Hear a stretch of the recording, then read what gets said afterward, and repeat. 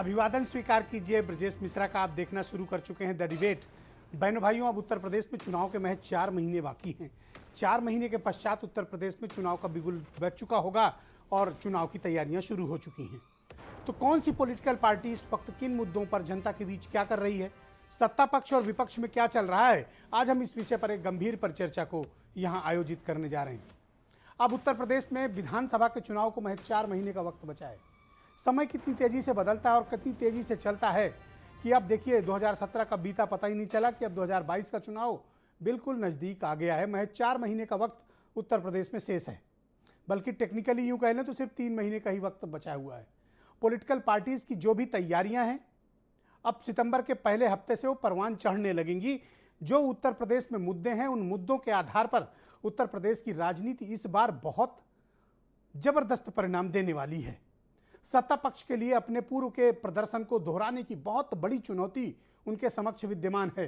वो भी तब जब कानून व्यवस्था की स्थिति खराब हो, भ्रष्टाचार के गंभीर आरोप लग रहे हों, समाज में विभेदकारी नीतियों के आरोप लग रहे हों, तमाम तरीके के कुशासन के आरोप लग रहे हों, सरकार के कामकाज के तरीके पर गंभीर प्रश्न चिन्ह हो, किसान धरने पर बैठे हों, बेरोजगार युवाओं पर लाठियां चल रही हों, महिलाओं की अस्मत के साथ खिलवाड़ हो रहा हो।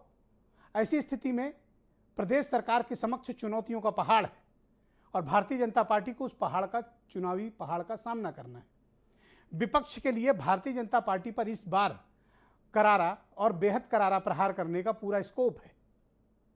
वो स्कोप राजनीतिक तौर पर भी है, वो स्कोप सरकार के कामकाज के तरीके को लेकर भी है। लेकिन विपक्ष क्या वाकई में इन मुद्दों को भुनाने में कामयाब हो पाएगा? विपक्ष के पास क्या वो तरीके हैं जिससे वो भारतीय जनता पार्टी से निपट सके? और क्या विपक्ष के पास उस तरह के कार्यक्रम हैं जो बीजेपी को हराने के लिए पर्याप्त हैं? क्योंकि बीजेपी की जो अपनी तैयारी है वो हमेशा दूसरी पार्टियों से ज़्यादा बेहतर और ज़्यादा मुफीद होती है। क्या विपक्ष के पास बीजेपी को हराने का मंत्र है, और अगर है तो वो क्या है? सिर्फ विकास के मंत्र से बीजेपी को नहीं हराया जा सकता है। विपक्ष को इस बात को पता होना चाहिए। विपक्ष के पास वो सामाजिक ताना बाना भी होना चाहिए जो बीजेपी से लड़ने के लिए आवश्यकता होती है, क्योंकि बीजेपी की तैयारी दूसरी पार्टियों के मुकाबले कहीं ज़्यादा बड़ी है। ऐसी स्थिति में समाजवादी पार्टी क्या कर रही है? ऐसी स्थिति में बहुजन समाज पार्टी क्या कर रही है? ऐसी स्थिति में कांग्रेस, आम आदमी पार्टी या दूसरे राजनीतिक दल क्या कर रहे हैं? समाजवादी पार्टी एक बड़ा गठबंधन बनाकर उत्तर प्रदेश में चुनाव लड़ रही है, जिसमें राष्ट्रीय लोक दल उसके साथ साझेदार हैं, महान दल, जनवादी पार्टी, कुछ और भी पार्टियां सम्मिलित हो सकती हैं। चर्चा चल रही कि आम आदमी पार्टी भी उनसे हाथ मिलाएगी। ऐसे में बसपा और कांग्रेस का क्या होगा? क्या विपक्ष एक होकर बीजेपी के खिलाफ लड़ेगा जैसा पश्चिम बंगाल में लड़ा है, या फिर विपक्ष बिखर कर लड़ेगा जैसा वो बिहार में लड़ा है? आज उत्तर प्रदेश में विपक्ष में बिखराव है, इसमें कोई दो राय नहीं है। विपक्ष की 2 बड़ी पार्टियां खुद के आमने सामने हैं, समाजवादी पार्टी और बीएसपी। छोटे जो दल हैं उत्तर प्रदेश में, वो कुछ समाजवादी पार्टी के साथ अलाइंड हैं, कुछ इंडिपेंडेंट चुनाव लड़ रहे हैं और कुछ भारतीय जनता पार्टी के साथ हैं। मिसाल के तौर पर अपना दल, मिसाल के तौर पर निषाद पार्टी, हालांकि उनका स्टैंड डेली बदलता है। लेकिन बहनों भाइयों, एक और हैं जिनकी स्टेक सबसे बड़ी है इस चुनाव में, वो है प्रियंका गांधी। भले ही अभी वो पूरी ताकत से चुनाव लड़ने ना आई हो, लेकिन ये चुनाव प्रियंका गांधी की राजनीति का एसिड टेस्ट है। इस चुनाव से तय हो जाएगा कि प्रियंका गांधी उत्तर प्रदेश की राजनीति में अपनी पार्टी को पूरी दमखम लगाने के बाद कहां तक लाएंगे। प्रियंका गांधी के पास क्या क्या विकल्प हैं राजनीति में, ये सारा इस चुनाव में तय हो जाएगा। इसलिए कहता हूं कि उत्तर प्रदेश का ये चुनाव कई मायनों में बहुत महत्वपूर्ण है। कई या तो हमेशा के लिए राजनीति कुछ की खत्म हो जाएगी, या कई हमेशा के लिए बेहद ताकतवर हो जाएंगे। ये चुनाव उत्तर प्रदेश ही नहीं, देश की राजनीति का परिदृश्य बदलने वाला है। इस 22 के चुनाव के बाद जो बचेगा और जो मजबूत होगा, जो ताकतवर होगा, देश की हुकूमत पर उसका बड़ा नियंत्रण होने वाला है। क्योंकि उत्तर प्रदेश में इस बार के चुनाव सामान्य चुनाव नहीं है बहनों भाइयों, असामान्य, असाधारण परिस्थितियों में लड़े जाने वाले चुनाव हैं। ऐसे चुनाव में जहां मुद्दे आपके समक्ष विद्यमान हों, उन मुद्दों के साथ क्या सत्ता पक्ष से लड़ने की क्षमता विपक्ष के पास है, या इन तमाम मुद्दों के होते हुए भी सत्तारूढ़ दल विपक्ष को फिर से हराने में कामयाब होगा?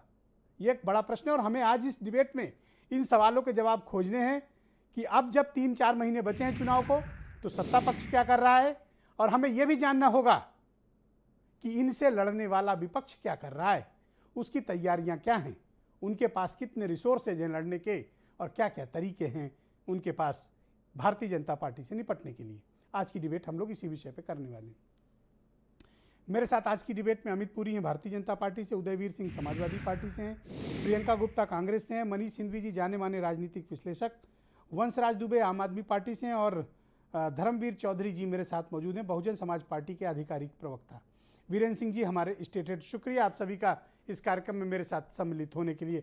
अमित पुरी जी, मैं आपसे जानना चाहता हूं कि जन आशीर्वाद यात्रा शुरू तो की आपने विपक्ष को जवाब देने के लिए, लेकिन वो परवान चढ़ती हुई नहीं दिख रही है, अपेक्षाकृत वो परिणाम नहीं ला रही जिसको आपने सोचा था। यह सवाल मैं इस दृष्टिकोण से कर रहा हूं क्योंकि इसके पहले आपने सांसदों को भी जनता की नब्ज भांपने के लिए खुली जीप पर जाने को कहा था, लेकिन कुछ एक जगह जाने के बाद वो यात्रा फिर मुझे कहीं दिखाई नहीं दी। कारण कुछ एक जगह जाने के बाद आवाज आपकी नहीं आ रही है। मुझे आपकी पूरी आवाज आ रही है, आप अपनी बात कह सकते हैं। अच्छा, मैं आपका सवाल जितना समझ पाया उसके आधार पे उत्तर देता हूं। किसी के मुकाबले में हमने कोई यात्रा निकालने का न संकल्प किया था न विचार किया था। भारतीय जनता पार्टी किसी अन्य राजनीतिक दल की तरह अपना स्वतंत्र राजनीतिक निर्णय लेती है और अपने कार्यक्रमों और योजनाओं का प्रचार प्रसार करने के लिए उसको लेकर के जाती है। उसकी गति, उसकी डायनेमिक्स वो हम इंटरनल असेसमेंट करके तय कर रहे हैं, और निश्चित रूप से वो अपने पूरे आयाम तक जो हमने योजना बनाई है उस योजना के हिसाब से वो जाएगा। हम जनता के बीच में जब जा रहे हैं तो फ्री वैक्सीनेशन प्रोग्राम के कार्यक्रम को भी लेकर के जा रहे हैं, आयुष्मान भारत की योजना को लेकर के जा रहे हैं, सॉइल हेल्थ कार्ड का जो किसानों के लिए काम है वो, किसान सम्मान निधि, किसानों के बीमा का कार्यक्रम। इस पूरे कोविड कार्यकाल के बावजूद उत्तर प्रदेश का जीडीपी में, नेशनल जीडीपी में शेयर बढ़ा, पर कैपिटा इनकम बढ़ी, और इतना ही नहीं, जीएसटी का कलेक्शन भी बढ़ा है। हम अपने कार्यकाल के सारे कार्यक्रमों को, चाहे वो शौचालय हो जी, चाहे वो तो आप और अन्य के मंत्रियों को आशीर्वाद लेने क्यों नहीं भेजते हैं? केंद्र वालों को क्यों भेजा है? सभी थोड़ा ये भी आशीर्वाद लेके हैं। सभी पार्टी के कार्यकर्ता हैं और सभी कार्यकर्ता रूप में विभिन्न जगहों पे जहां जिम्मेदारी और दायित्व दिया जाएगा जाएंगे। साथ ही साथ हम एक और कार्यक्रम हमारा पार्टी के अंदर का भी चल रहा है। योजना बैठकों के माध्यम से हम बूथ के वेरिफिकेशन और जो बूथ कमेटियां बनी हैं उनके अंदर पन्ना प्रमुख और बाकी सारी चीजों की गतिविधियों का फिर से पुनराकलन कर रहे हैं, और उन पुनराकलनों के साथ साथ बूथ की व्यवस्था को सुदृढ़ करने के कार्यक्रमों में भी आगे बढ़ रहे हैं। ऑलराइट, उदयवीर सिंह जी मुझे ज्वाइन कर चुके हैं, समाजवादी पार्टी के प्रवक्ता और एमएलसी। उदयवीर जी, स्वागत आपका। मैं जानना चाहता हूं कि भारतीय जनता पार्टी से मुकाबला करने के लिए आपके पास क्या प्लान है और फील्ड में आप क्या कर रहे हैं? मुकाबला करने के लिए प्लान का सवाल नहीं है। भारतीय जनता पार्टी को फिलहाल एक्सपोज करने का समय है, क्योंकि समाजवादी पार्टी तो काम कर रही थी, उसने हर क्षेत्र के लिए कुछ न कुछ नीतियां, योजनाएं, स्कीम्स लागू की, काम करके दिखाया। चाहे इंफ्रास्ट्रक्चर का काम हो, चाहे बिजली में बिजली यूनिट लगाने का काम हो, जनरेशन, डिस्ट्रीब्यूशन, ट्रांसमिशन, चाहे किसानों के लिए मंडियां बनाने का काम हो, चाहे महिलाओं को समाजवादी पेंशन देने का काम हो, लैपटॉप बच्चों को देने का काम हो, हर क्षेत्र में समाजवादी पार्टी काम कर रही थी। भारतीय जनता पार्टी ने जो प्रचार किया कि हम किसान की आय दुगनी कर देंगे, हम जो है सामाजिक न्याय सुनिश्चित करेंगे, हर बिरादरी का मुख्यमंत्री आ जाएगा जी, कई लोग हेलीकॉप्टर में तब घूमे वो आज तक तैयारी कर रहे हैं, बेरोजगारी के विषय पे 2 करोड़ से ज्यादा रोजगार हर साल देने की बात की, तो सारी चीजें फ्लॉप हो गई और आज जनता के सामने 2 सरकारों की तुलना करने की स्थिति है। तो हम तो सबको साथ लेके जोड़ने का काम कर रहे हैं। जो विष फैलाया था, वैमनस्यता फैलाई थी, दुष्प्रचार किया था, 56 एसडीएम एक ही जात के हो गए, जो फर्जी रिजल्ट था लोक सेवा आयोग का। तो सवाल भाजपा को एक्सपोज करना है और जो पहले विकास किया था उसे आगे करके ले जाना है। तो एक्सपोज और कुछ करके प्रश्न एक्सपोज अभी आ करने गए के लिए हैं। आपके पास कार्यक्रम क्या है, किसान नीतियां क्या आंदोलन पे हैं? भारतीय जनता पार्टी क्या सोचती है? एक्सपोज करने के कार्यक्रम और नीतियां। नहीं, मैं वही बता रहा हूं आपको। हाँ, हमने कहा कि आप जनगणना, सामाजिक जनगणना कराइए। आप कहते थे इसने लूट लिया, उसने लूट लिया, गिनती कराइए, सबकी गिनती हो जाएगी, सबको पता होगा उनका क्या शेयर है जनता की, उसमें कितना उनका हक बनता है, कितना अधिकार बनता है, सब मिलजुल के रहेंगे, विकास के पथ पे आगे चलेंगे। और जो एक्सपोज करने का सवाल है, वो हमारे लोग तरह तरह के प्रोग्राम कार्यक्रमों के हिसाब से लोगों के पास जा रहे हैं। और ब्रजेश जी, आपको विश्वास दिला दूं, बहुत सारे लोग हमारे पास आ रहे हैं। पर मुझे बताइए कि जो काम बिहार में देखिए आज एक अभूतपूर्व कार्य हुआ है कि वहां सत्ता पक्ष की राजनीति करने वाले और विपक्ष की राजनीति करने वाले एक प्लेटफॉर्म पर आए, प्राइम मिनिस्टर से टाइम मांगा और जातीय जनगणना की डिमांड एक साथ करने गए। मैं जानना चाहता हूं कि उत्तर प्रदेश में क्या प्रॉब्लम है? नहीं, मैं इसलिए कह रहा हूं आपसे कि ये बात अखिलेश यादव जी 2.5 साल से कह रहे थे, जाति जनगणना की बात, और पहले कांग्रेस के टाइम में नेताजी, लालू जी, सब लोगों ने मांग की जी। ये जो नेता गए हैं, सरकार के हिस्सेदार, जो सरकार के अलाइज गए हैं विपक्ष के साथ, उनके ऊपर जनता का दबाव है। जनता कह रही है आपने रोजगार खत्म कर दिया, सरकारी नौकरियां कम करते जा रहे हो, आरक्षण के नाम पे छुप जा रहे हो, तो गिनती कर लो, सबको मालूम पड़ जाए। तो ये अपनी मर्जी से थोड़े गए हैं, ये तो जनता के दबाव में गए हैं। तो प्रधानमंत्री जी और उनको तय कर लेना चाहिए कि अगर प्रधानमंत्री जी बात नहीं मान रहे तो उनके अलायंस में क्यों है, बाहर निकल के आए। और अगर प्रधानमंत्री से संतुष्ट हैं तो विपक्ष के साथ मिलकर जाते क्यों हैं? ऑलराइट, मैं बहुजन समाज पार्टी के प्रवक्ता धर्मवीर चौधरी जी भी मेरे साथ इस कार्यक्रम का हिस्सा हैं। थैंक यू देवीर जी। धर्मवीर जी, स्वागत आपका, धन्यवाद। मैं आपको बधाई देता हूं कि आप बीएसपी में आधिकारिक तौर पर प्रवक्ता नामित हुए हैं, उसकी बधाई आपको। मैं आपसे जानना चाहता हूं कि बहुजन समाज पार्टी, मैं आपको जय भीम करता हूं। मैं जानना चाहता हूं कि बहुजन समाज पार्टी ब्राह्मण सम्मेलन के अलावा तो कोई काम कर नहीं रही है, और उसमें भी मैं देख रहा हूं कि आपकी पार्टी केवल ब्राह्मण सम्मेलनों तक ही फोकस कर रही है। जनता के मुद्दों पर बहुजन समाज पार्टी की सड़क पर उतरने की रणनीति क्यों नहीं है? नहीं ब्रजेश जी, देखिए ऐसा है कि सड़क पर उतर करके ये जो उत्पात लोग करते हैं, ये समाजवादी पार्टी की सरकारों में समाजवादी पार्टी के गुंडे करते थे, और आज स्वयं पुलिस उतर करके उत्पात कर रही है। तो ये सरकार की जो गुंडई नीति है, ये उत्पातियों का साथ देती है और उत्पात कराती है। आज प्रदेश में भय मुक्त शासन नहीं है, कानून का राज नहीं है, और बहुजन समाज पार्टी एक अनुशासित पार्टी है। आदरणीय बहन कुमारी मायावती जी कभी अपने कार्यकर्ताओं को इस तरीके की परमिशन नहीं देती है कि सड़कों पर उतर के कोई उत्पात किया जाए। और मैं आपकी जानकारी दुरुस्त कर दूं ब्रजेश जी कि हमारा बूथ पर जो काम चल रहा है आज पूरे प्रदेश में, बूथ पर, सेक्टर पर भाई साहब, मैं बूथ की बात ही नहीं कर रहा हूं, कहीं पर भी मैं कहता हूं कि जनता के मुद्दे पर कौन लड़ेगा। आप कह रहे हैं कि आप अनुशासित हैं, आप नहीं लड़ेंगे, जनता के मुद्दे तो कौन लड़ेगा जनता के मुद्दों पे?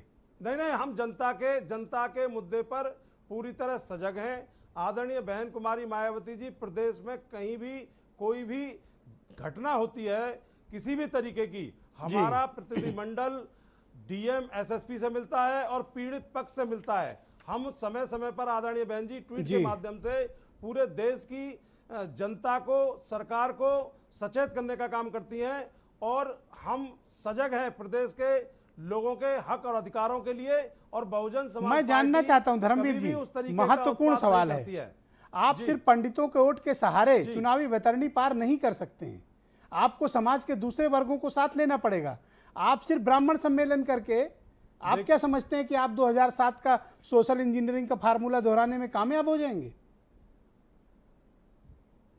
ब्रजेश जी, आदरणीय बहन जी ने मुझे स्वयं 5 मंडलों पर लगाया पश्चिम उत्तर प्रदेश के, और मैंने 1 महीने में जो है हमारे जो जाट समाज का संगठन है उसको तैयार किया, और सम्मेलन हमारे समाज के लगातार प्रदेश में चल रहे हैं। आप अपनी कैमरा टीम भेजिएगा, परसों 25 तारीख को अमरोहा की धनौरा विधानसभा में जाट सम्मेलन होगा ओबीसी का, और पूरे प्रदेश में। मुझे अच्छा लगता है कि आप बेरोजगारी सम्मेलन करें, मुझे अच्छा लगता है आप किसान सम्मेलन करें, बेरोजगारी मुझे अच्छा लगे आप बिजली की समस्या उठाएं, सुनिए सड़क की समस्या उठाएं, ऑक्सीजन के बिना मरे हुए लोगों का मुद्दा उठाएं। ये जाट और ब्राह्मण सम्मेलन से कुछ नहीं होने वाला जो है वो लॉ एंड ऑर्डर का मुद्दा हो। मैं क्या कह रहा हूं ब्रजेश जी, सुनिए आप मेरी बात। बहुजन समाज पार्टी किसी जाति धर्म की राजनीति नहीं करती, सोशल इंजीनियरिंग के रूप में अभी तो कह रहे थे कि जाट सम्मेलन कर रहे हैं, ब्राह्मण सम्मेलन चल ही रहा है। और आप ऑक्सीजन सम्मेलन करिए, अरे तो क्या होगा, बेरोजगारी OBC सम्मेलन करिए। हम ओबीसी को जोड़ने के लिए काम नहीं करेंगे, हम ओबीसी को जोड़ने का काम नहीं करें, ऑक्सीजन अपने जोड़ने समाज का में काम करिए, आज किसान ऑक्सीजन। 500 किसान मर गए, आज 500 किसान मर गए, ओबीसी को जोड़ने का काम ना करें। आज प्रबुद्ध समाज सम्मेलन से यह सरकार भयभीत है। आज हमारे प्रबुद्ध समाज के सम्मेलनों पर यह ताले लगवा रही है सरकार, हमारे कार्यकर्ताओं को जाने से रोक रही है। तो क्या ये आपने एक बार भी भूपेंद्र चौधरी जो मिनिस्टर हैं इस सरकार में, उनसे पूछा कि चौधरी चरण सिंह को के प्रति अपमानजनक शब्द क्यों इस्तेमाल किया? आपने एक बार भी नहीं पूछा। उमेश मलिक की हालत जो क्षेत्र की जनता ने की है, माननीय संजीव बालियान कार्यक्रम स्थल से भाग खड़े हुए, यही हाल भूपेंद्र चौधरी जी का होने वाला है। एक शब्द आपके मुंह से नहीं निकला, हर चीज को आपने एक देख सवाल रहा नहीं है। पूछा। जाटों की अस्मिता के साथ खिलवाड़ हुआ, आपने एक सवाल नहीं पूछा और जाट सम्मेलन कर रहे हैं आप। जाटों की अस्मिता को कोई समाप्त नहीं कर सकता। चौधरी चरण सिंह हमारी विरासत हैं, उनके सम्मान पर अगर कोई बात आएगी तो हम कतई बर्दाश्त नहीं करेंगे। और भूपेंद्र चौधरी जी गांव में घुस नहीं पाएंगे, इनके कार्यकर्ता घुस नहीं पाएंगे। अरे वो मंत्री हैं सरकार में, आप उन्हें क्या रोक लेंगे? ही इज अ मिनिस्टर, आप नहीं रोक सकते उनको। नहीं, आप उनको भेजिए, आप उनको भेजिए। आज हमारे वो मिनिस्टर है सरकार में, पुलिस उनके साथ है, महसूस कर रहे हैं। आप कैसे रोक लेंगे उनको? नहीं, पुलिस 4 महीने बाद ये सरकार नहीं रहेगी, ना भूपेंद्र चौधरी जी रहेंगे और ना ये मुख्यमंत्री जी रहेंगे। आप देखिएगा 2022 में इनके बिस्तर बन चुके हैं उत्तर प्रदेश में। देखिए ब्रजेश जी, किसी भी सरकार में जब प्रदेश में विकास का वातावरण बनता है तो वहां भय मुक्त, भ्रष्टाचार मुक्त, कानून का राज होना चाहिए। और आज प्रदेश में ना भय मुक्त शासन है, ना भ्रष्टाचार मुक्त शासन है। और यहां पर आज दलितों की क्या हालत है, ओबीसी की क्या हालत है। आज 500 से ज्यादा ब्राह्मण मारे जा चुके हैं, गोलियों से मारे जा चुके हैं। आज 500 से ज्यादा किसान धरने पर मौत जिनकी हो चुकी है, शहादत हो चुकी है जिनकी। लेकिन ये डबल इंजन की सरकार कोई भी चीज सोचने को तैयार नहीं है। आपने पूछा भूपेंद्र चौधरी से कि सिसौली, संविधान में जो वोट की सिसौली को उन्होंने तालिबान कहा 2022 में। आपने पूछा भी एक बार, आप जाटों की राजनीति करते हैं, आपने पूछा एक बार कि सिसौली क्या तालिबान हो गया है? ये खालिस्तानी कहें, ये जो है इनको अफगानिस्तानी कहें, ये किसान अन्नदाता इस देश का देख रहा है। और मैं आपको पूरी जिम्मेदारी के साथ कह रहा हूं कि ये बाबा साहब ने जो संविधान में वोट की ताकत दी है, आने वाले चुनाव में 2022 के में ये देश की जनता, प्रदेश की जनता इनको इनकी औकात बता देगी कि ये 2 सीटों से शुरू हुए थे, इनको 2 सीटों पर पहुंचाने का काम इस प्रदेश की देश की प्रियंका गुप्ता को इनवाइट करता हूं। हांडी ब्रजेश जी एक बार चलती है, बार बार नहीं चलती। धर्मवीर जी शुक्रिया। मैं प्रियंका गुप्ता को इनवाइट करता हूं कार्यक्रम में। प्रियंका जी स्वागत है आपका। मैं आपसे जानना चाहता हूं कि अभी आप लोगों ने एक कार्यक्रम चलाया, भाजपा गद्दी छोड़ो। अब मैंने देखा कि झोले बट रहे हैं, ये क्या कार्यक्रम है आप लोगों का? देखिए, मैं आपके चैनल से ये बताना चाहूँगी कि अभी हमने जय भारत जो है संपर्क अभियान चलाया है, जिसके तहत हमने 35,000 ग्राम सभाओं में लोगों से संपर्क साधा है और इसके साथ में 10,000 जो है कस्बों में भी संपर्क साधा गया है। इसमें संवाद भी किया गया है और लोगों की परेशानियों के, जो इस समय लोगों की मुख्य परेशानियां हैं, उस पर बातचीत भी हुई है। इसके साथ में जो एजेंडा होगा, जो मुख्य मुद्दे होंगे, वो ये होंगे कि जो है हर हाथों में रोजगार हो, इसके साथ में जो किसानों का कर्ज है वो माफ़ हो, और उसके साथ में जो है जो छुट्टा जानवरों की जो समस्या है वो। तो बीजेपी के डोमेन में आता है, ये आप लोग कब से करने लगे?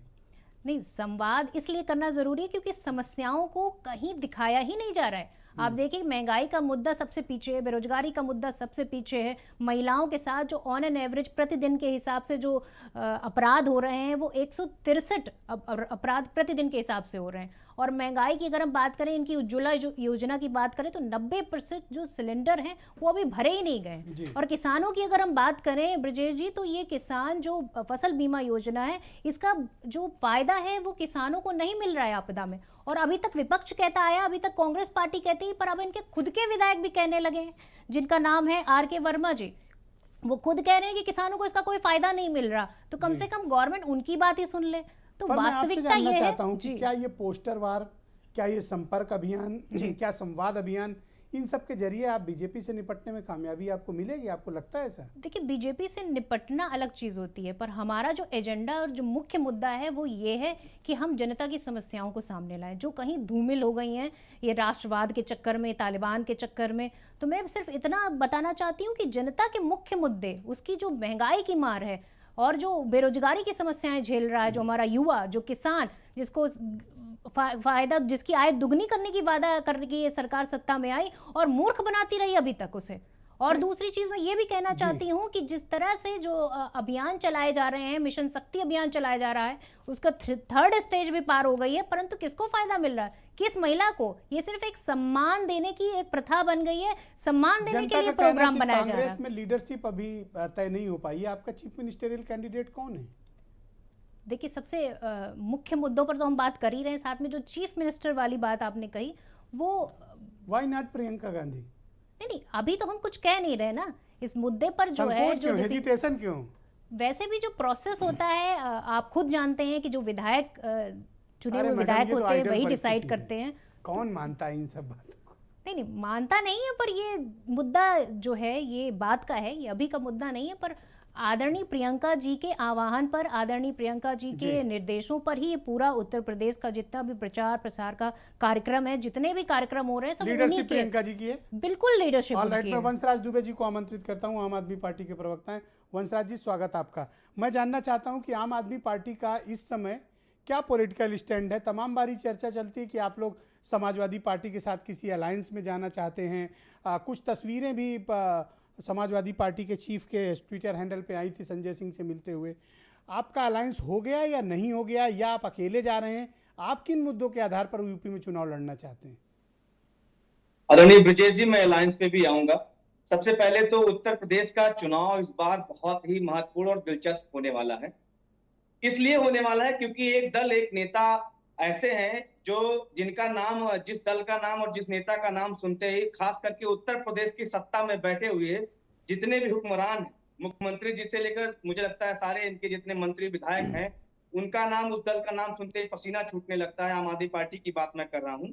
और दूसरा, जो भाजपा का फर्जी राष्ट्रवाद है, जो भाजपा का एक तरीके से हिंदुत्व की जो फर्जी ठेकेदार बनती है, और जो नौजवानों को इन्होंने 4.5 साल में छला, इन तीनों मुद्दों को लेकर हम लोग लगातार पूरे उत्तर प्रदेश में संघर्ष कर रहे हैं। रोजगार गारंटी पदयात्रा बनारस, इलाहाबाद से लेकर लखनऊ तक 10 दिन की पैदल यात्रा हम लोगों ने निकाली। आज भी पूरे उत्तर प्रदेश में रोजगार के मुद्दों को लेकर लगातार प्रमुखता से, और भाजपा का जो एक फर्जी, जो इनका फर्जी आंकड़ा जारी होता है मुख्यमंत्री जी के हैंडल से, उसको हम लोग रोज उजागर करने का काम कर रहे हैं। दूसरा काम, तिरंगा यात्रा के जरिए आम आदमी पार्टी के माननीय राज्यसभा के सांसद श्री संजय सिंह जी पूरे उत्तर प्रदेश में घूम घूम कर हम लोग जनता को, 25 करोड़ जनता को राष्ट्रवाद का असली मॉडल समझाने का काम कर रहे हैं, जिसमें राष्ट्रवाद, इट मींस आप वही कर रहे हो वंशराज दुबे जी जो बीजेपी करती है। आज मैं खबर पढ़ रहा था कि संजय सिंह और मनीष सिसोदिया अयोध्या जाएंगे, रामलला के दर्शन करेंगे। करिए, बिल्कुल स्वागत आपका। और फिर अयोध्या में तिरंगा यात्रा निकालेंगे। तो आप भी तो वही कर रहे हो जो बीजेपी करती है। आप मुद्दों पे कहाँ लड़ रहे हो? नहीं, बहुत बड़ा अंतर है, बहुत बड़ा अंतर है ब्रजेश जी, बहुत बड़ा अंतर है। राष्ट्रवाद, आम आदमी पार्टी का तिरंगा मार्च के जरिए राष्ट्रवाद का मतलब यह है कि गांव के नौजवानों को रोजगार मिले, महिलाओं को सुरक्षा मिले, जो हमारे किसान आज दर दर की ठोकरें खा रहे हैं अपने फसल भुगतान के लिए, उनको उनका भुगतान हो समय पर। 300 यूनिट बिजली अगर पूरे दिल्ली की जनता को मिल सकती है तो उत्तर प्रदेश की जनता को मिले। यानी जो बुनियादी समस्या उत्तर प्रदेश की है, अगर वो सॉल्व होगा तभी जाके राष्ट्र का एक तरीके से राष्ट्रवाद की सही परिपाटी पड़ पाएगी। दूसरा, जो राम जी के नाम पर भारतीय जनता पार्टी ने अपनी राजनीति चमकाई, उत्तर प्रदेश नहीं पूरे देश में, तो क्या उस राजनीति में आपको भी अपना हिस्सा चाहिए, इसीलिए दर्शन करने जा रहे हैं? नहीं, कतई नहीं। हम हिस्से की बात नहीं करें। प्रभु श्री राम जी हमारे भी आराध्य हैं, और हम लोगों को तकलीफ हुई कि जब भाजपा ने रिक्शे वाले से, ठेले वाले से, खुमचे वाले से राम मंदिर के निर्माण के नाम पर चंदा लिया, और आपने देखा कि चंदा चोरी की बात छोड़ दी, अब तो मुझे लगता है डकैती करने का काम किया। और जो इनका एक फर्जी हिंदुत्व का जो एक फर्जी हिंदुत्व के ठेकेदार बनते हैं, हिंदुत्व के ठेकेदार बनते हैं। प्रभु श्री राम की बात तो छोड़ दीजिए, अभी आज ही की आपने देखा कि सीएजी की एक कल रिपोर्ट आई है, कुंभ मेले के नाम पर भी इन्होंने दलाली खाने का काम किया। तो ये सरकार चल रही है जो प्रभु श्री राम के नाम पे दलाली खा रही है, जो जनता की बुनियादी समस्याओं को पहुंचाने के नाम पे दलाली कर रही है। वो तस्वीर आपने देखी होगी कि लखनऊ समेत तमाम महानगरों में जब लोगों के पास पैसा नहीं था कि अपने लिए एक एम्बुलेंस की व्यवस्था कर सके, माननीय राज्यसभा के सांसद आदरणीय श्री संजय सिंह जी ने और आम आदमी पार्टी ने पूरे उत्तर प्रदेश के आप तमाम अलायंस में महानगरों जा रहे हो हम या लोग- अकेले जा रहे हो, ये इसका जवाब भी दे दो आप। देखिए, आम आदमी पार्टी का अलायंस अभी तक उत्तर प्रदेश की 25 करोड़ जनता के साथ में है। अभी तक हमारा अलायंस उत्तर प्रदेश की जो बुनियादी समस्या है उसके साथ। थैंक यू, शुक्रिया आपका। मैं मनीष हिंदवी जी को आमंत्रित करता हूँ इस डिबेट में। मनीष जी, आप मुझे बताइए कि सत्ता पक्ष और विपक्ष की तैयारियों में इस वक्त क्या कुछ कैसे हालात हैं, किसकी तैयारी किस पर ज़्यादा भारी पड़ती दिख रही है आपको, फील्ड पर कैसे हालात हैं? मैं ब्रिजेश जी तमाम बातों से अलग एक बात करना चाहूँगा। इस प्रदेश का एक दुर्भाग्य है कि जब चुनाव आ जाएगा तो चुनाव जाति और धर्म पर लड़ा जाएगा। ये एक बेयर फैक्ट है जिसको स्वीकार लेना पड़ेगा हमें। तो अब उस जाति और धर्म पर एक बात ये, दूसरा क्या है कि 7 और 12 का चुनाव देखिएगा तो 29 और 30% पे सरकारें बनी थी। 17 वाला चुनाव में सरकार बनी 39% पर, थोड़ा ज़्यादा ही था, 39 पॉइंट कुछ था। तो ये बार उठ गया है ऊपर, यानी कहीं भी सरकार बनाने के लिए किसी को भी 34%, अगर कुछ लड़ाई अगर तगड़ी हुई, जैसे 17 में लड़ाई कमज़ोर थी, अगर इस बार लड़ाई थोड़ी तगड़ी होगी तो भी 34-35% के आसपास वोट लेना पड़ेगा जीतने वाले को जी।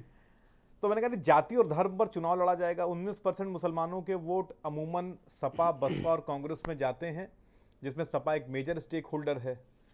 उसके अलावा अगर आप हिंदुओं की बात करेंगे तो हमें ओबीसी में गैर यादव और वहाँ पर गैर जाटों पर चर्चा करनी होगी। मैं इस बात को इसलिए कर रहा हूँ क्योंकि अगर आप 7 और 12 को देखेंगे तो भाजपा को 15% के आसपास वोट मिले थे, 17 को देखेंगे तो इनको 39% वोट मिला है। इसका मतलब कहीं ना कहीं गैर यादव, ओबीसी और गैर जाटो एससी शिफ्ट हो रहा था भाजपा की तरफ, जिसने सरकार 325 देकर बनवा दी।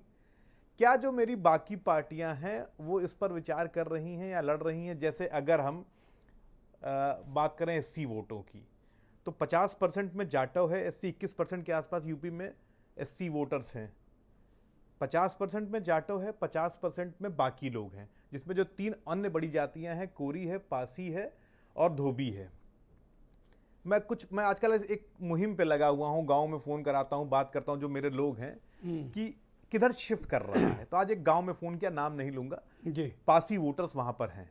तो मैंने जानने की कोशिश की तो उन्होंने कहा कि अभी भी 60% से ज़्यादा जो पासी वोटर्स हैं वो भाजपा के फेवर में हैं। यानी हम कहीं ना कहीं ये जो गैर जाटव वोटर्स हैं इनमें अभी भाजपा का दबाव है। इसी तरीके से आप गैर यादव पर आइए तो यहाँ वहाँ पर चाहे वो लोध हो चाहे कुर्मी हो, तो ये वोट किधर जा रहे हैं? सुनार हो, ये बड़े वोटर्स हैं यादव के अलावा इसमें ओबीसी में। ये अभी इनका मूड स्विंग क्या है? अभी तक तो भाजपा के साथ थे तभी सरकार बनी थी, लेकिन अभी ये पूरी तरीके से भाजपा से हटे नहीं है। ठीक है ना। दूसरा मैं लिबर्टी ले सकता हूं क्योंकि मैं सामान्य तौर पर किसी दल से जुड़ा नहीं हूं।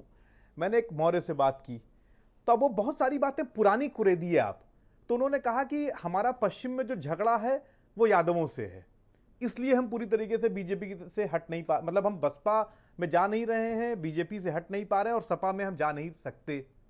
तो ये सारी चीजें हैं, इस पे दूर करने की जरूरत है, भ्रम को दूर अच्छा, ये करने की। डेवलपमेंट और ये कोरोना के टाइम हुई मौतों पर कोई बात नहीं करता? बड़ी शॉर्ट मेमोरी है यहाँ के लोगों की, ये सब चीज़ें ख़त्म हो जाती हैं और चुनाव फिर शमशान और कब्रिस्तान पे लड़े जाते हैं। और आखिरी बात जो मैं कहना चाहूँगा कि 14 से नरेंद्र मोदी ने इस देश को ये बताया कि सोशल मीडिया का इस्तेमाल कैसे करें आप। 7 साल से लगातार एक डोज दिया जाता है रोज सुबह शाम लोगों को, और उससे एक माइंडसेट बनाने की कोशिश करी जाती है। तमाम, अगर आप बहुत ध्यान मतलब से नैरेटिव्स चलते हैं, नैरेटिव सेट करने की कोशिश करी जा रही है इस देश में, और नैरेटिव सेट करने में सफलता हासिल है इसलिए क्योंकि जो सामने लोग हैं वो उस नैरेटिव का काट नहीं दे पा रहे हैं। हम लोग सामान्य लोग हैं, तमाम फेसबुक पर और व्हाट्सएप पर तमाम झूठ को पकड़कर उसका सच देते हैं लोगों को, लेकिन बड़े लेवल पर नहीं कर पा रहे हैं क्योंकि हमारी अपनी सीमाएं हैं। तो हम आईटी सेल में भी वहां पर सामने जवाब नहीं दे पाने की स्थिति में है।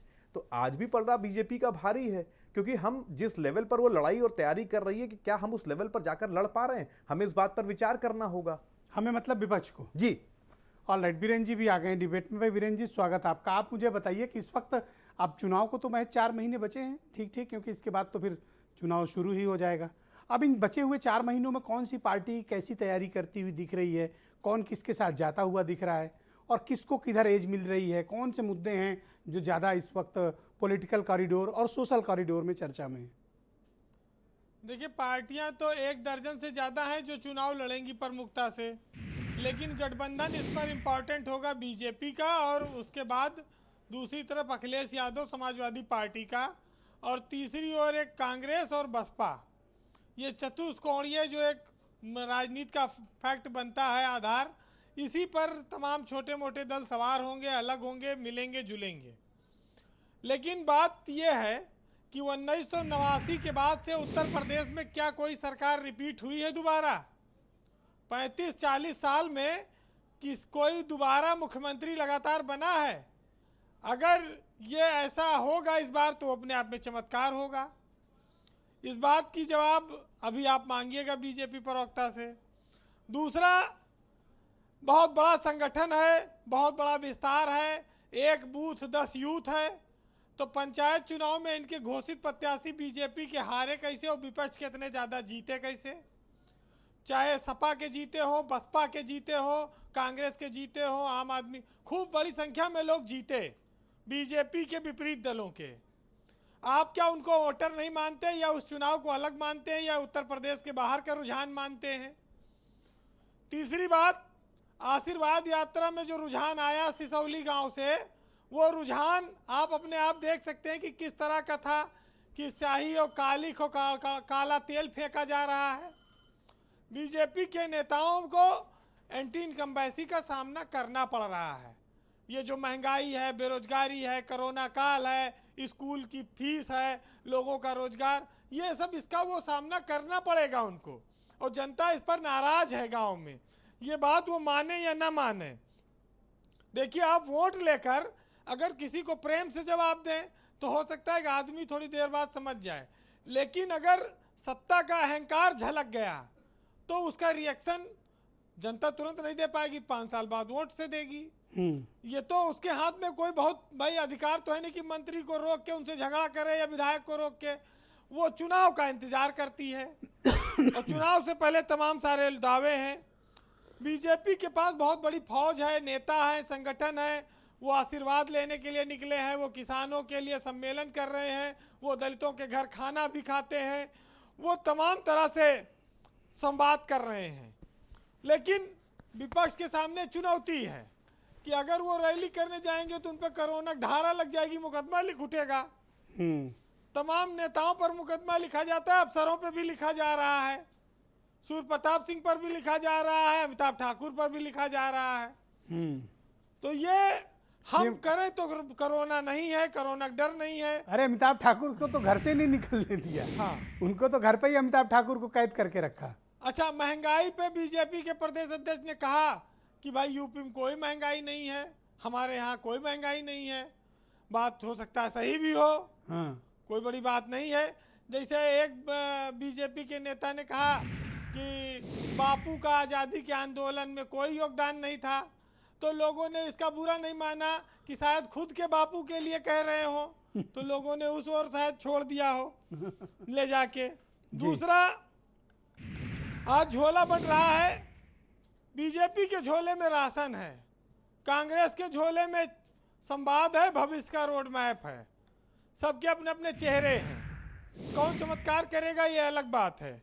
लेकिन अभी बात आई, मैंने सुना कि बीजेपी सरकार की कड़ी बड़ी योजनाएं रहीं, लेकिन एक सॉयल हेल्थ कार्ड की बात आई थी, अभी पुरी साहब ने बताया।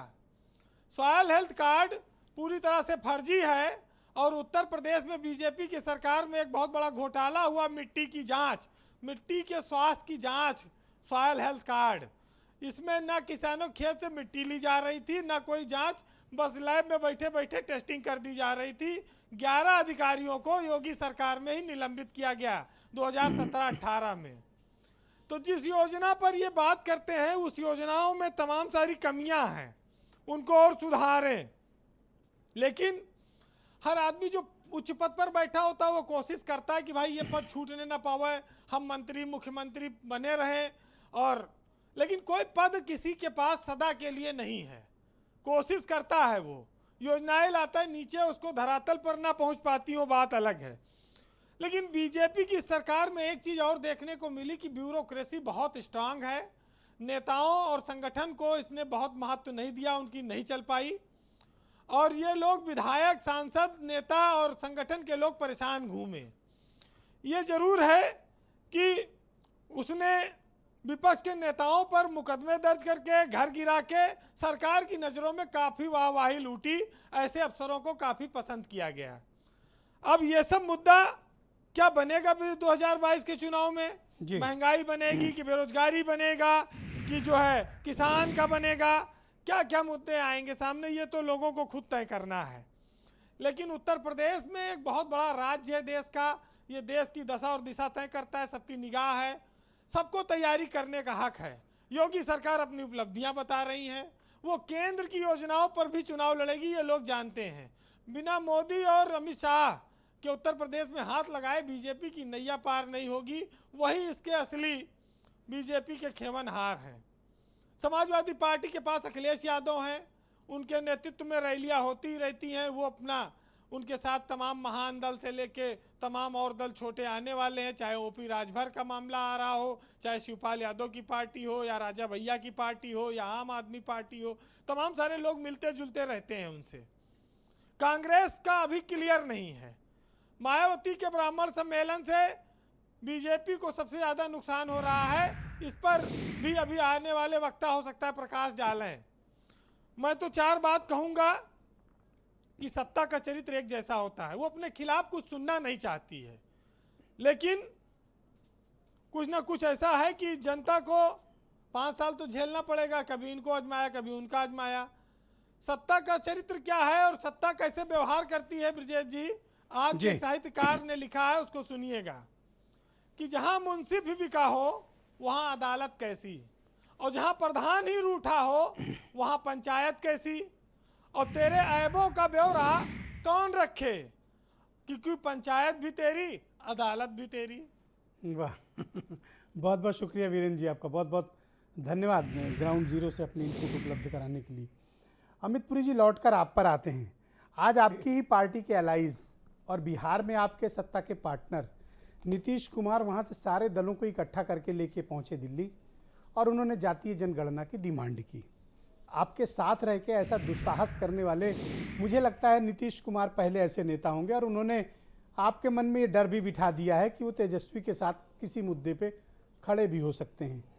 क्या मैं मानूं कि रोहिणी आयोग की रिपोर्ट जो कास्ट सेंसस को लेकर है, उसको आपकी पार्टी की सरकार केंद्र में उसको मंजूर कर सकती है? मैं आपकी जितनी भी टिप्पणियां हैं वो आप स्वतंत्र हैं, लेकिन श्री नीतीश कुमार जी की अगुवाई में जो लोग मिलने गए थे उन्होंने कोई दुस्साहस नहीं किया। नहीं, स्वतंत्र हैं से क्या मतलब है? ये दुस्साहस नहीं कि जो आपका अरे भाई, पॉलिटिकल पार्टनर है, जो हमको सत्ता कहने में देना। पार्टनर है, आप जब वो कह रहे आपके ही थे मुद्दे के खिलाफ जाकर आप जब कह रहे प्रधानमंत्री से थे तो मुलाकात मैंने कर रहे उसके हैं। ऊपर कोई टिप्पणी नहीं की। नहीं, आपने मुद्दे टिप्पणी पे आने की, दें। आपने कहा मुद्दे पे आने स्वतंत्र और दें। दुस्साहस। आप स्वतंत्र हैं जी, मैंने ये कहा, ये कोई विपरीत टिप्पणी नहीं है।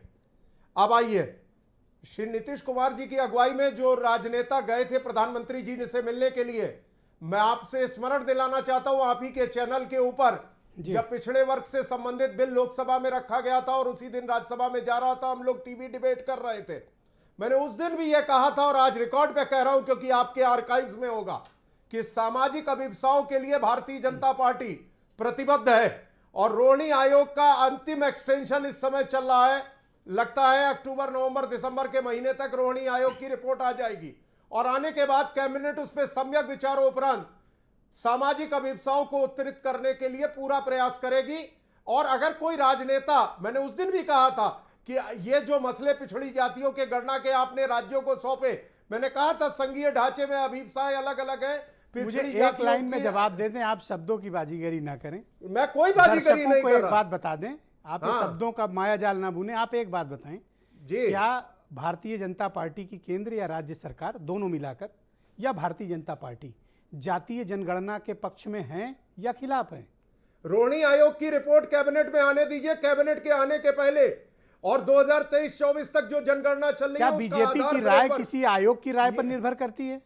बिल्कुल एक कैबिनेट ने क्या ये अनुशंसा जिनकी करके- अभीप्सा की आप कैबिनेट अभी ने बड़े बड़े अनुशंसा डायलॉग करके मार रहे एक थे, आयोग- इनकी अभीप्सा कोई आयोग तय करेगा? मैं बता रहा हूं, कैबिनेट ने डिसीजन करके एक आयोग बैठाया पुरी जी और पकड़े एक गए। सामान्य लोकतांत्रिक प्रक्रिया है कि कैबिनेट की रिपोर्ट को मैं आपकी आयोग- पार्टी का स्टैंड जानना चाहता हूं। हमारी पार्टी का स्टैंड बहुत आपकी साफ पार्टी है रोहिणी कि आयोग नहीं चलाती है। कि पिछड़े वर्ग को आरक्षण देने और पिछड़े वर्ग की अभिप्साओं को उत्तरित करने के लिए पिछड़ा वर्ग आयोग को संवैधानिक दर्जा अगर Oh my किसी पार्टी God, ने मैं दिया पूछ रहा हूं, तो कास्ट भारतीय सेंसस जनता होना पार्टी ने चाहिए, दिया। नहीं हमारी होना चाहिए। प्रतिबद्धताएं Let me समाज clear. के हर उस उजड़े पिछड़े और वंचित शोषित वर्ग के कास्ट साथ है, सेंसस, yes or जिसको no? अधिकारों की कमी है। पुरी जी चिल्ला के कोई बात नहीं की, मैं जानना मैंने चाहता हूं चिल्ला के नहीं कहा, कास्ट सेंसस आप कराएंगे या नहीं कराएंगे? मैंने कहा कि इसका डिसीजन कैबिनेट की बैठक के बाद जब जनगणना का विषय आएगा तो उसके साथ कैबिनेट के सामने आके संसद के पटल पे रखा जाएगा। ये एक स्थापित आपकी पार्टी लोकतांत्रिक का परिप्रेक्ष्य। इस पर पॉलिटिकल स्टैंड क्या है? हमें इस पे कोई आपत्ति नहीं है कि समाज के विभिन्न वर्गों को समुचित प्रतिनिधित्व देने के लिए डाटाबेस मिलना चाहिए।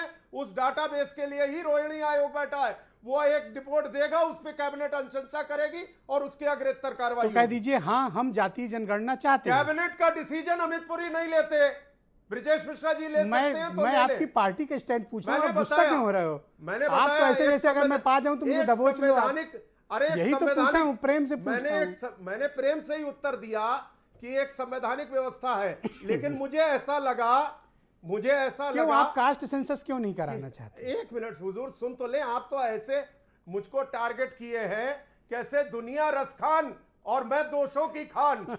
ऐसा नहीं है हुजूर। मैं आपसे बहुत लगाव रखता हूं, आप कैसी बात हाँ, करते हैं? मैं आपकी लगाव बड़ा सम्मान को ही- आप सम्मान से मैं पेश आता इसीलिए हूं। कहा कि दुनिया आप- रसखान और मैं दोषों की खान, ऐसा नहीं है। Okay, all right, Udayveer Singh ji, thank Bharatiya you. Janata Party ने जितने निर्णय पिछड़ों के पक्ष में लिए, Thank you. शायद आजाद भारत की किसी लेकिन सरकार ने लेकिन नहीं आज वो लिए। तस्वीर आपको झटका दे गई जब तेजस्वी और कोई नीतीश कुमार झटका एक नहीं साथ दे खड़े गई, थे। कोई झटका नहीं दे गई। ये नीतीश प्रधानमंत्री कुमार ने से आपको मिलना- आपकी मान में ही घेर दिया है। प्रधानमंत्री से मिलना एक लोकतांत्रिक परंपरा है। ऑल राइट, उदयवीर सिंह जी, लोकतांत्रिक आपको क्या समाज है। लगता है, क्या जाति आधारित जनगणना कराने से बीजेपी पीछे हट रही है या इस मुद्दे में दूसरे लोग ज्यादा तेजी दिखा रहे हैं?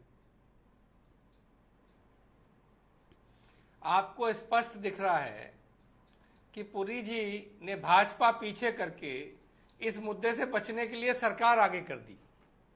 अरे एक दल की अपनी राय होती है। मेरे दल की राय है कि कास्ट सेंसस होना चाहिए। पहले भी क्या, अभी भी कहा, और हमने ये वादा किया कि सरकार आएगी तो जो संवैधानिक शक्ति मिलेगी उससे कास्ट सेंसस कराएंगे।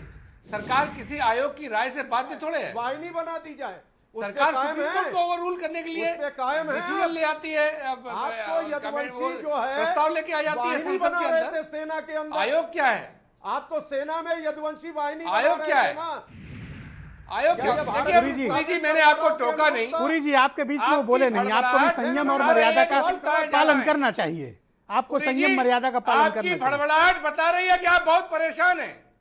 आप पे जवाब नहीं है। कोई दुखती हुई रख पे इसलिए हाथ आप रख दिया डिबेट क्या को डिस्टर्ब पुराना करना बयान चाहते हैं। याद दिला के। हर वो व्यक्ति जिस पे तर्क नहीं होता बहस में, वो डिस्टर्ब करने के लिए इधर उधर ले जाता है। आपने अपनी बात रख ली, मैं अपनी बात रख रहा हूं। जी, स्वागत स्वागत स्वागत। अब सवाल यह है कि अगर पार्टी की राय है और पार्टी के टिकट पर लोग जीत के संसद में गए हैं, तो संसद के अंदर कानून लाकर सुप्रीम कोर्ट के रूल्स, नियम को, कानून निर्णयों को भी ओवर रूल किया गया है। जी, तो वो पार्टी की राय बाध्य नहीं है। खैर, पुरी जी की अपनी बात है, वो पुरी संसद जी में जाने। कानून लाने से हम ये पुरी जी कहते एक हैं, सेकंड रुक जाओ, आप क्यों बीच बीच में हम ऐसा कास्ट करते हो? सेंसस के पक्ष में अपन हैं। लोग मतलब मर्यादा का पालन करने वाले देश लोग के लोगों को यह पता लगना चाहिए कि किसकी कितनी संख्या है, जी, और उस संख्या के आधार पर लोकतंत्र की व्यवस्था में आर्थिक, सामाजिक, जनसंख्या, इन सब चीजों को आकलन करके सबका हिस्सा और हक तय होना चाहिए। केवल एक अफवाह के आधार पर अगर राजनीति करना चाहते हैं तो भाजपा कर चुकी है कि आपने एक फर्जी रिजल्ट बनाया लोकसभा का और बांट दिया और प्रचार कर दिया। अच्छा, दूसरा विषय ये तो है, सवाल अब ये मैं है इससे हटकर एक विषय कि- पे आता हूं। जिस मुद्दे का जिक्र मनीष हिंदवी कर रहे थे, नहीं, एक मिनट, पूरी बात हो रही है। मोस्ट ओबीसी में और शेड्यूल्ड कास्ट की बाकी बिरादरी में, उसमें बीजेपी की काट आप अभी खोज नहीं पा रहे हैं, जैसा मनीष सिंघवी कह रहे थे। मनीष सिंघवी के इस स्टेटमेंट के बाद आपको चिंता करनी चाहिए। नहीं ऐसा है, मनीष सिंह जी की बात अपनी जगह जो है वो उनकी राय है।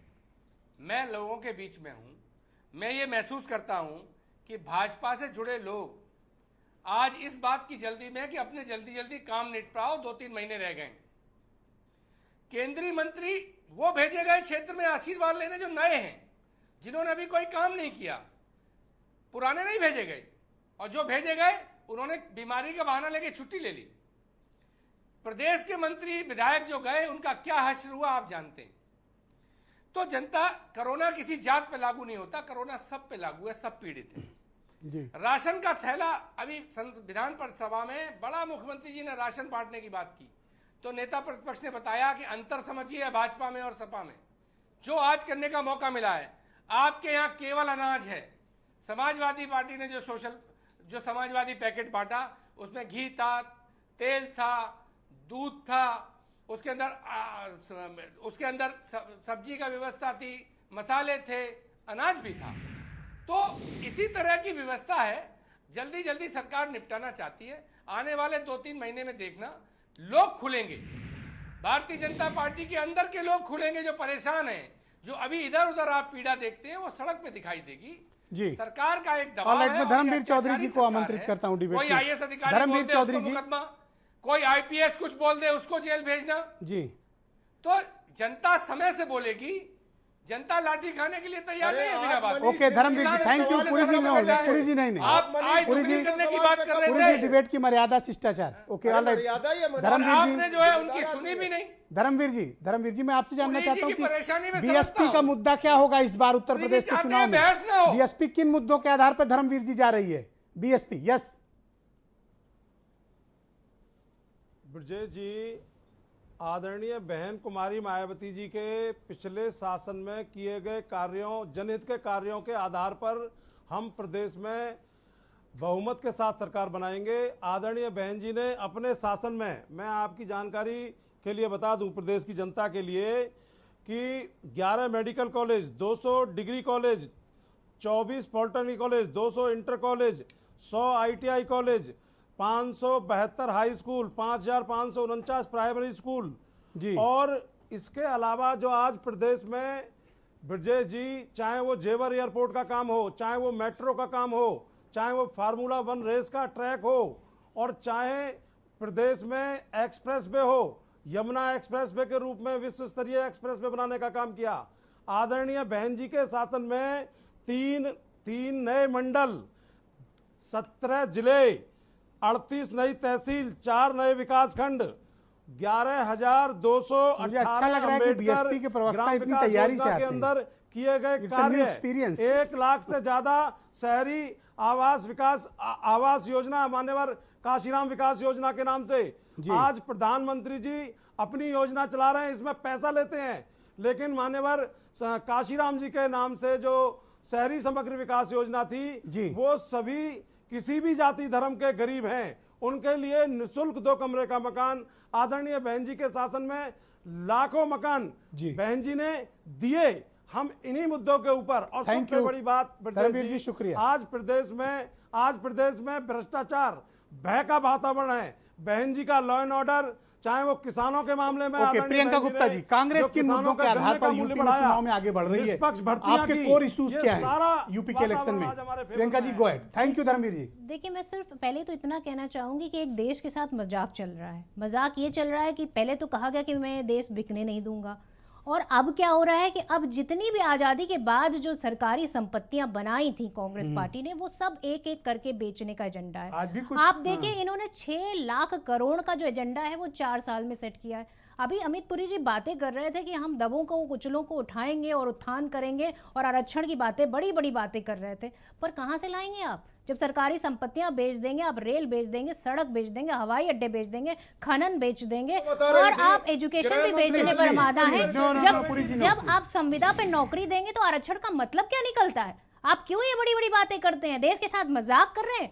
आप ये बताइए, कोरोना काल में अभी जो गृह मंत्रालय की जो संस्था है उसने बोला कि अगर हम बात करें तो 63% अभी भी हम तैयार नहीं है कोरोना से लड़ने के लिए, जबकि तीसरी लहर अक्टूबर में आने का जो है प्रधानमंत्री के ऑफिस को जो है आपदा प्रबंधन ने बता दिया है। क्या रहेंगे आपके लिए?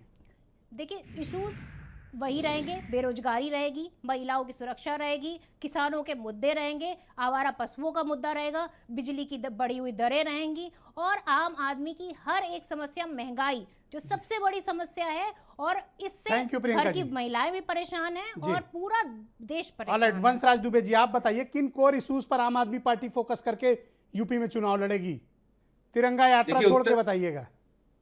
बिल्कुल, देखिए उत्तर प्रदेश में आम आदमी पार्टी का दिल्ली का जो हमारा मॉडल है, जो असली मॉडल है, एक तरफ भाजपा का फर्जी मॉडल, एक तरफ उत्तर प्रदेश में आम आदमी पार्टी का असली मॉडल, जहां पर हम जो जनता की बुनियादी समस्या है, चाहे 300 यूनिट बिजली फ्री करने की बात हो, नौजवानों को 5,000 रोजगारी भत्ता देने की बात हो, हर साल 20 लाख नौकरी देने की बात हो, महिलाओं की बस की यात्रा फ्री करने की बात हो, या हर जितने भी प्राइमरी स्कूल हैं उनको प्राइवेट स्कूलों से अच्छा बनाने की बात हो, अरे पुरी जी जितने क्यों सारे गुस्सा कर रहे हो? अरे भाई, दिल्ली में बिल लागू करेंगे किसानों का, ये और सिंधु बॉर्डर पे ब्रजेश जी देखिए, ऐसे ये जो दलाली खाने वाले लोग, इनको भाई चुप कराइए प्लीज। नहीं, ये जो आप दलाली बोलिए। खाने वाले लोग हैं, कौन? अरे ऐसे नहीं, दलाली खाने अरे आ जाते हैं, ऐसे इनको नहीं, चुप ऐसे कराइए लागू सर। किया। नहीं सर, ऐसे नहीं। सर इनको चुप कराइए।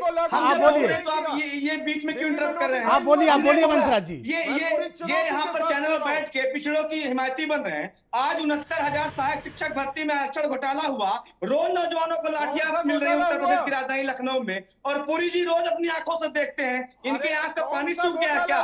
22,000 शिक्षक भर्ती के नौजवान कभी टंकी में चल के गुहार लगा रहे हैं कि महोदय मेरी बात तो सुनिए, उसके ऊपर आप लाठियां मुकदमे चलवा रहे हो, यहाँ बैठ के आप ज्ञान और परपंच दे रहे हो।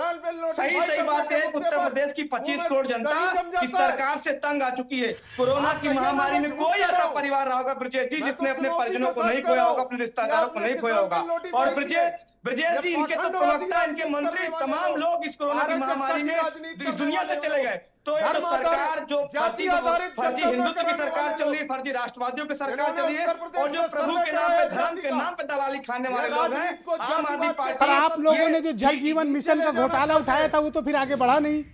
मैं वही तो कह रहा हूँ, नहीं आगे क्यों नहीं बढ़ा? अभी देखिए आगे क्या होता है। अभी तो एक मंत्री जी, बेसिक शिक्षा मंत्री जी पकड़े गए, दूसरा जल शक्ति मंत्री जी पकड़े गए। अभी मैं पुरी जी को आपके हवाले से पुरी जी को बताना चाहता हूँ, सचेत कर दीजिए कि तमाम ऐसे मंत्रियों की हिसाब किताब रखा है आम आदमी पार्टी ने। आने वाले दिनों में 6 माह आप 4 माह धमका रहे हो। बचा हुआ है, धमका रहे हो। एक मंत्रियों का पर्दाफाश आम आदमी party alright, yes, Manish Singhvi go ahead, Manish Singhvi go ahead. कई नेताओं से माफी मांगी हो, ये आरोप लगा के थैंक यू, माफी शुक्रिया। मांगने पुरी जी वाले क्यों लोग, इतना दलाली एक्साइटेड? खाने वालों से लगा के प्लीज हमें माफी सलाह नहीं मांगने वाले चाहिए। लोग। हाँ? नहीं सर, डिफेमेशन प्रभु के श्री राम जी केस के नाम पर जो लोग करके दलाली भागने खाते हैं उनसे सलाह नहीं चाहिए सर। नहीं इनके पुरी सबसे साहब बड़े जो प्रभु नेता श्री ने राम माफी जी के मांगी। नाम पर दलाली खाते हैं, मांगी। चंदा ऐसे चोरी शब्द करते क्यों हैं, यूज करते कुंभ हो? के मेले में जिन्होंने दलाली खाली अरे मैं सर कह रहा हूँ, हम रिकॉर्ड उनसे कर रहा हमें हूँ। ज्ञान नहीं चाहिए। बहुत निवेदन करता दिल्ली हूँ, क्रिकेट 25 क्लब करोड़ के जनता की मामले तरफ से में निवेदन इतना करता हूँ, ऐसा वितंडा मत खड़ा बोलिए। किया, जो और लोग बाद दलाली में खाते हैं, जाकर चोरी माफी करते हैं, मांग कर उनसे दिया। नहीं ज्ञान अरे चाहिए। कौन दलाली नहीं, खा रहा है, कैसी बात करते नहीं हैं? नहीं, Unsustainable जो allegation भारतीय जनता लगाकर पार्टी के नेताओं ने माहौल मिलकर बनाओ, प्रभु श्री स्पीकर राम जी के करो, नाम पे चंदे में किसान चोरी बिल किया, लागू करो, कुंभ और के मेले सिंधु में बॉर्डर चंदे पे में जाके चोरी किया, छापा करो। कुंभ का मेले में जो ऑलराइट, मनीष सिंघवी जी, जो कुंभ फाइनल के मेले के कंक्लूडिंग पैसे वर्ड। को खाया गया क्या है, ये सब मैं मुद्दे उनसे जिनके निवेदन जिक्र करता हो रहा है हूँ ये कि काम कृपया आएंगे? करके ज्ञान न दें। यस, नहीं, देखिए इसमें कोई दो मत नहीं है कि कुछ मुद्दे परेशान करेंगे।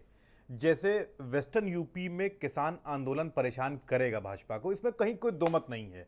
और अभी जो लड़कों का आंदोलन चल रहा है बच्चों का रोजगार को लेकर, खासतौर से शिक्षक भर्ती बेरोजगारों का, वाला, जी। ये भी परेशान करेगा। ऐसा नहीं है कि ये मुद्दे एकदम से गायब हो जाएंगे। 5 महीने बाद चुनाव है और ये मुद्दे कहीं ना कहीं परेशान करेंगे। मेरा कुल मिलाकर कहना है कि एक मजबूत विपक्ष देने के लिए विपक्ष को भी ये सोचना होगा कि हम और अपनी तैयारी कैसे बेहतर करें। क्योंकि जैसे एक एग्जाम्पल आपको देता हूं मैं, एक आप अक्सर पढ़ते होंगे व्हाट्सएप पर घूम रहा है कि कांग्रेस ने 2014 के पहले 1,30,000 करोड़ का ऑयल बॉन्ड ले लिया था, जो छोड़ गए वो, उसको दिया नहीं उन्होंने।